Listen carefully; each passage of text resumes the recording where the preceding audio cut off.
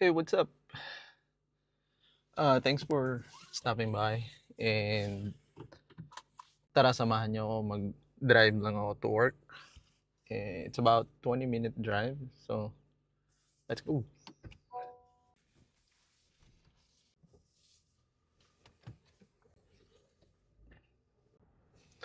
Anyway, napatagal yung susunod na episode kasi maraming changes lately sa buhay. One of the major changes na nangyari is that lumipat ako ng trabaho. It's my second week. um, yung office namin is on downtown Cleveland. So, ano bang pwede natin pag-usapan ngayon? Wala akong na-prepare na topic. But, hopefully you stay, you know, para na rin ako may kakwentuhan. Wala kasi akong kasama. So, lately, I've been dabbling sa US stock market. And I'll discuss that for another episode. Meron kasing kada Friday or first Friday of the month, meron silang nire-release na um, jobs report. Nung Friday, nilabas yung report for July and it was a disaster. What I mean by that is meron kasing like the economists, based sa studies nila, they have a expectation kung ilan yung nadagdag na jobs, ilan yung unemployment, or ano yung unemployment rate, ilan yung mga nawalang trabaho din. That's also part of the report. So just for context, nung 2023 yata, parang the entire year, 3 million jobs across different sectors yung nadagdag. 2024, last year, it's about 2.2 million. So parang mga nasa 180,000 jobs per month. Etong July, expectation mga economists was 100,000 jobs yung madadagdag sa job market. Anong nangyari? Lumabas yung report. It's underwhelming kasi based on statistics, they've only added 70,000. So it's way below the expectation. Yung jobs report, basically it's a snapshot ng how healthy the US economy is. I'm sure meron din yan sa ibang bansa. People were talking about yung May and June, yung previous 2 months. Kasi after nilang ma-release yan, yung initial report or initial release ng report, usually yan nire-revise pa eh. Pag na-refine na yung the entire data sa mga surveys at saka yung data from the companies. And this is a non-farm payroll na tinatawag na report. So, hindi kasama yung mga farm jobs. It's mostly private sector and then federal government din kasama. So, nung May, ang report nila was that 145,000 jobs daw yung na-add. Nung nirelease nila tong July report, nireduce nila yun from 140 to 14,000 lang daw pala. Okay? So that's big downward revision. Tapos yung June yata, nasa 120 something din. 120,000 jobs added.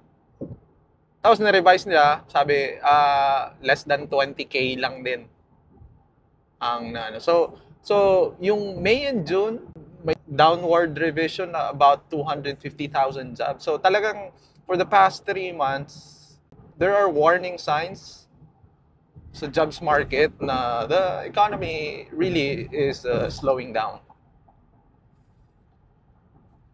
Isa sa pinakamalaking, kung titingnan nyo yung graph ng report, ang pinakamaraming na-add na job sa sector is healthcare and social assistance. Healthcare, syempre marami tayong kababayan na mga nurses, doctors, they work in the hospitals, at, in general healthcare industry. I'm not sure how much of the 70,000 jobs ang galing dun sa healthcare industry or healthcare sector. Ang problema nga lang, recently, pinush ng mga Republicans dito, yung party ng current president ng US. Pinush nila sa Congress and sinay ni Trump yung Big Beautiful Bill.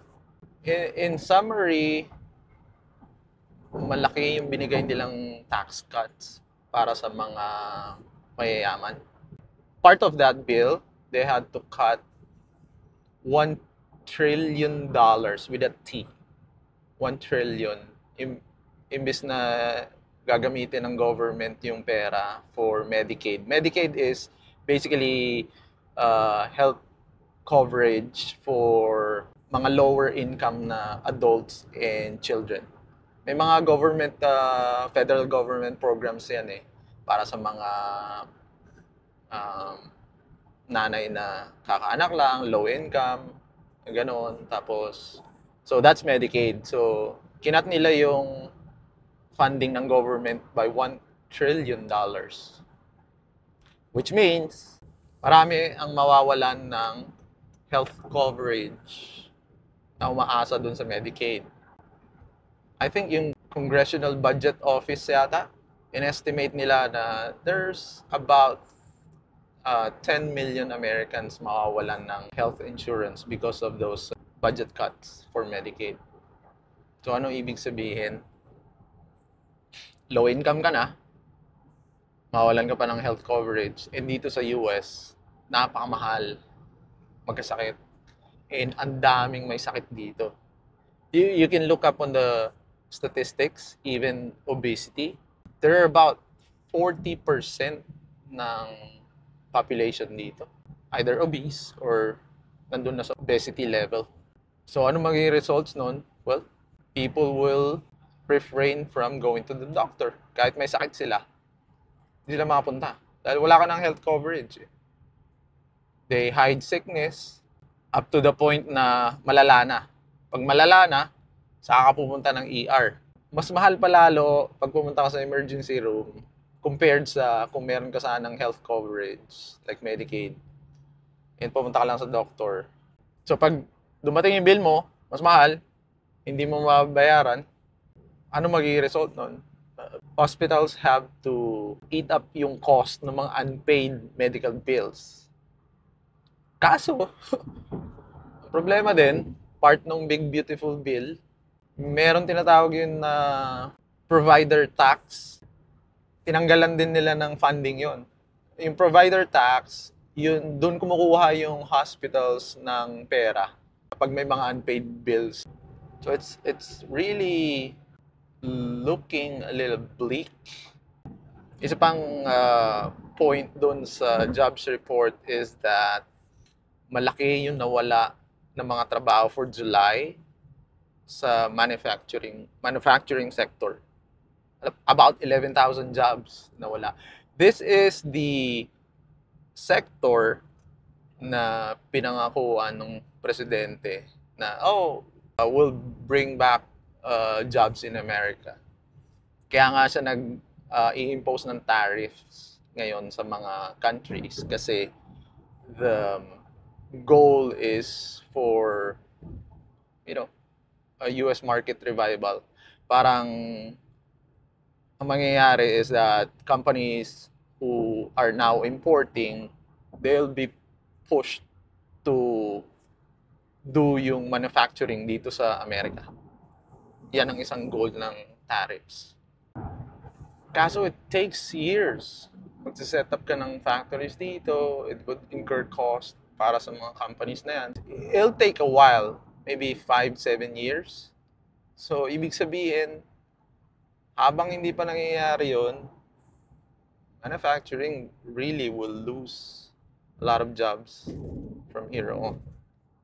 And a lot of yung supporters nung current president namin come from that sector. So sila yung pinangakuan, sige, we'll bring jobs back in America. Tapos sila ngayon yung affected nung tariffs.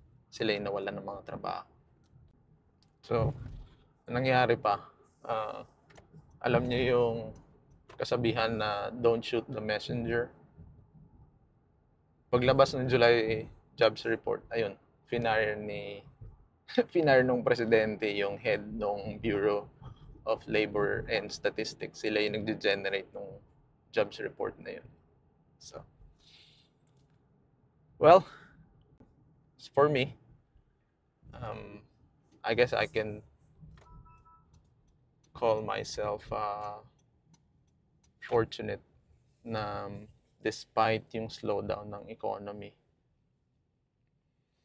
I was able to transfer jobs. Dati, I used to work sa tech sector, but that sector also has a lot of layoffs. In fact, nung April, muntikan na rin akong na-layoff. Bago lang ako sa team namin. 4 lang kami. Ako pa yung pinakabago. And one of us was let go. And that, I guess, prompted me to really think and, pag-usapan namin ng wife ko about it. And so happened na may mga opportunities na dumating. And got, couple of interviews. Tapos, naswertehan din. Nakuha ko to. And it's good. I mean, I'm blessed. Yung company is more on the manufacturing, distribution, and sales. Pero nasa corporate IT pa rin ako nag-work. So, hindi na tech sector per se. So anyway, nandito na ako sa downtown. And maraming salamat. I mean, boring yung pinag-usapan natin, no? Jobs market, US economy. Hopefully, things will get better soon. I'm not expecting it to be. Pero, yeah, just be optimistic about what's happening in the economy. Sa mga kababayan natin na was working on healthcare and manufacturing sectors, let me know, kumusta kayo dyan? Anong balita dyan sa inyo? How's everything going sa inyong mga buhay at trabaho?